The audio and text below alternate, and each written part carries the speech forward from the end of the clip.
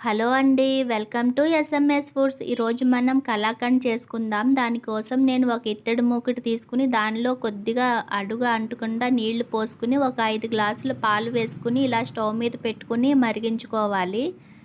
మీకు ఇత్తడి మూకుడి లేకపోతే ఏదైనా మందపాటి మూకుడు తీసుకోండి.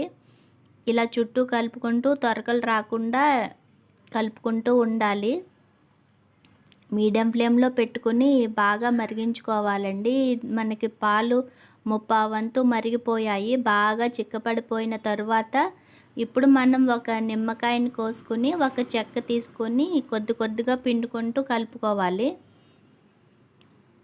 చూడండి, మనకి ఇప్పుడు పాలు విరగటం స్టార్ట్ అవుతుంది. మనకి ఒక చెక్క సరిపోయిందండి నిమ్మకాయ. ఇలా మొత్తం విరిగిపోయిన తర్వాత మనం ఏ గ్లాస్తో అయితే పాలు తీసుకున్నామో 5 గ్లాసులు, దాంట్లో సగం గ్లాసు చక్కెర వేసుకుంటున్నాను. ఇలా కొద్ది కొద్దిగా చక్కెర వేసుకుంటూ కలుపుకుంటూ ఉడికించుకోవాలండి. ఇప్పుడు మనకి ఇది కలర్ మారిపోతుంది నిమ్మకాయ చక్కెర వేయటం వల్ల.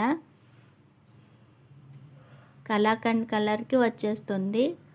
చక్కెర వేశాక ఇలా ఉడుకుతుందండి. చూడండి, మనకి ఇంక దగ్గర పడిపోయింది. ఈ స్టేజ్లో మనం స్టవ్ ఆఫ్ చేసుకుని 1 టేబుల్ స్పూన్ నెయ్యి వేసుకుని బాగా కలిపేసుకుని మీరు ఏ బౌల్లోకి తీసుకోవాలనుకుంటున్నారో దానికి నెయ్యి రాసుకుని పెట్టుకోవాలి. ఇలా బాగా నెయ్యి అంతా రాసుకున్న తర్వాత మనం ఉడికించుకున్న మిశ్రమాన్ని ఇందులో వేసుకోవాలి. మనం స్టవ్ ఆపిన తర్వాత నెయ్యి రాసుకుంటం వల్ల కలాకండ్ కొద్దిగా కలర్ ఎక్కువ వచ్చేసిందండి. అందుకే మీరు ముందే డబ్బాని రెడీగా నెయ్యి రాసి పెట్టుకుని వేసుకుంటే మీకు పర్ఫెక్ట్ కలర్ వస్తుంది. చూడండి, డబ్బాలో ఇలా మొత్తం వేసేసుకుని మూత పెట్టుకుని ఒక 4 గంటలు బాగా చల్లారిపోనివ్వాలి. మనం స్టీల్ డబ్బాలో వేసుకోవటం వల్ల దీన్ని కొంచెం హీట్ చేసుకుంటే మనకి తొందరగా వచ్చేస్తుందండి డబ్బా నుంచి విడి. అదే మనం ప్లాస్టిక్ డబ్బాలో వేస్తే ఇలా హీట్ చేయాల్సిన అవసరం లేదు, సులువుగా వచ్చేస్తుంది.